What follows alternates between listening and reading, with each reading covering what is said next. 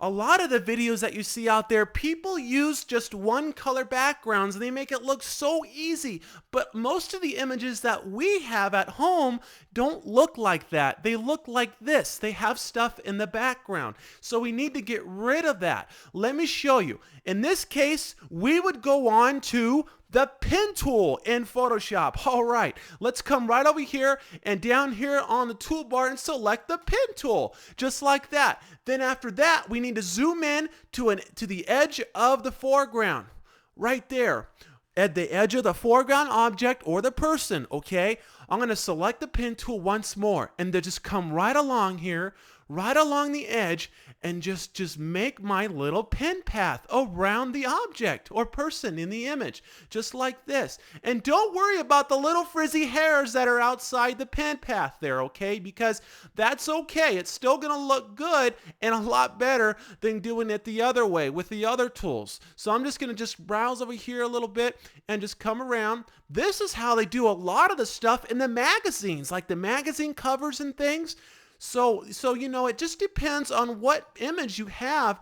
Try all the methods first that you can think of, but you should find one that's going to work right for your particular project or image, okay? So I'm just going to come right down here, looking really good. Wow. And this takes a little bit of practice sometimes at first, you know, if you're not really that great with the mouse. You know, most of us are pretty good with the mouse. So if you are, then we can just come in here with the pen tool and do a fairly good job. Just come right along here. It doesn't have to be, you know, perfect. I'm going to go ahead and undo that one mark just by going to, I can come up here to edit, undo that last anchor point, and just come right down here and around. I'm going to come right down, and I'm almost got it. I'm almost to the very bottom. I'm going to come right down there, right down there, and we are defining the edge ourselves. So Photoshop's not doing it for us because this is a very critical image. We have a lot of stuff in the background here, and Photoshop may not be able to determine the foreground from the background very easily. So we're going to have to go in there and use the pen tool and do it ourselves. So I'm going to come over here. We're looking good, and we're almost done, folks. We're almost done. You know, it does take just a little more time than the other methods, okay? But you know, it's totally worth it, and the result's just going to look so much better. I'm going to come up here and around, and I'm just going to move this up a little bit. I almost got it. I almost got it. There we go. And all we have to do now is connect it with the first anchor point we made, and you'll see the mouse cursor change to a little pen tool. And that is how you know you're right on it, and then go ahead and click the mouse, and it'll connect just like that. Okay, all right, let's get on to the next step now. I'm going to go ahead and zoom out with the navigator palette right here. There we go, so we can see our pen path. So now what do we do? Well, let me show you.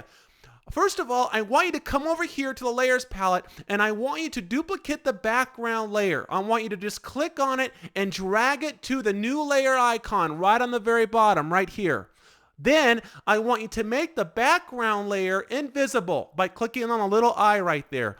This is so when I go ahead and remove the background, we can see the transparency, and that way we can know that it's been removed, and so everything will be more clear. All right, I'll show you how to do that. Okay, so let's click on the very top layer, which is the layer that we want to work off, which is a duplicate layer we just made. Then, with the pen tool still selected on the toolbar, just come right and position the mouse right in the center of the path, and then right-click. And on the Mac, that is the control key, okay? So hold down the control key on the Mac, and on the PC, that's a right-click. So I'll go ahead and do that. And look, we have this little menu in here. Go ahead and come down here to make selection. We're telling Photoshop we want to make that path into a selection. Voila, check this out. And we even have options for our selection. We can actually feather the radius, okay? This is really cool. I'm going to go ahead and just put one pixel radius for the feather, and that'll make the edges nice and smooth. And I'm going to go ahead and leave anti-alias checked there. I'm going to go ahead and click OK, and look, we have a selection now. All we have to do now is just come up here to select, inverse the selection, and then press the delete key on the keyboard. Bam, and it's gone. We did it. I'm going to come right up here to select and go ahead and deselect. And there we go. We did it. So if you have a background or you have an image that the background's really messy and because let's see, if I come in here and I go ahead and load up the original image here, I'm going to go ahead and just go in here and delete the path.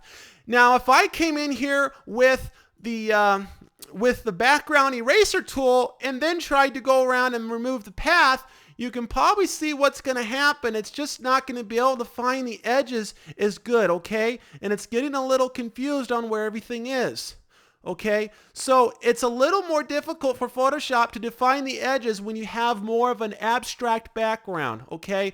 So, all right. So there you go. That is how you do it in Photoshop. So go ahead and show your friends. And just remember, practice makes perfect. So that is how you do it. Have fun with that. We'll see you on the next video.